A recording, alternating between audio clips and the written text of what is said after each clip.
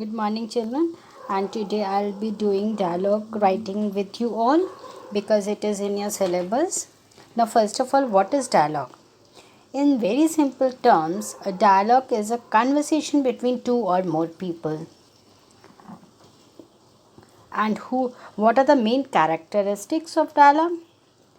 Dialogue is a conversation with a purpose. It is a civilized operation, democratic and conservative act. Now you can see so many people over here. We can start if we want to discuss with somebody. We can ask one question. Who was Gandhiji? Naturally, the second person will reply, he was the father of nation.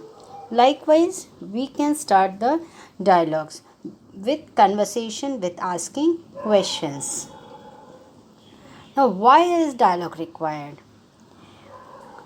Dialogue is required to present the facts of own. If I want to say something, so I will say something to you, I will reveal my facts, and the second person will listen what I am saying and then understand, and after that will answer.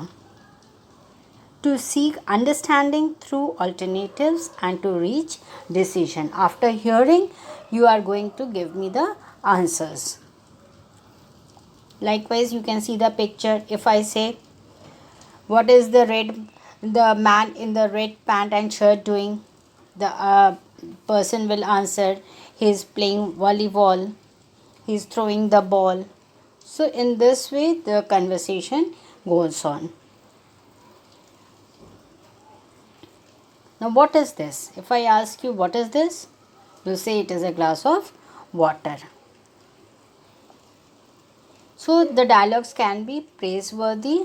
We show respect for the other man's opinion and try to push the right button to pen him so that we learn his real thoughts. Now there are some rules for a good dialogue. Good way to start a dialogue is by asking questions. Like if I'll say something, I'll send my voice message, you will answer from there. It means that we are in a conversation. And also listening to the answers. When you will answer, I will listen what you are saying to me, what you are telling to me, how you are answering that, and then again I'll put my question, I'll query, I'll just give my views. So in this way the dialogue continues.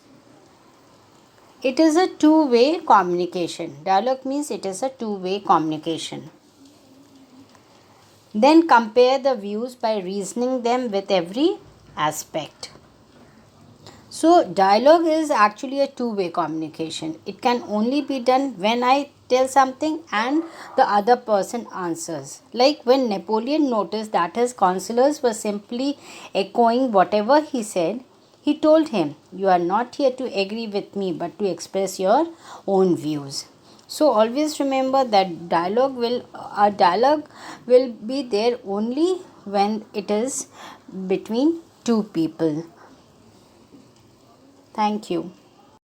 See a dialogue between a teacher and a student who comes late. See how it is written, children. Student, may I come in, comma, sir, question mark. Teacher, yes, stand here. Why do you always come late? Sir, it is the bus which makes me late. Then the teacher says, what time do you leave home? Question mark. I always leave home at 7:45.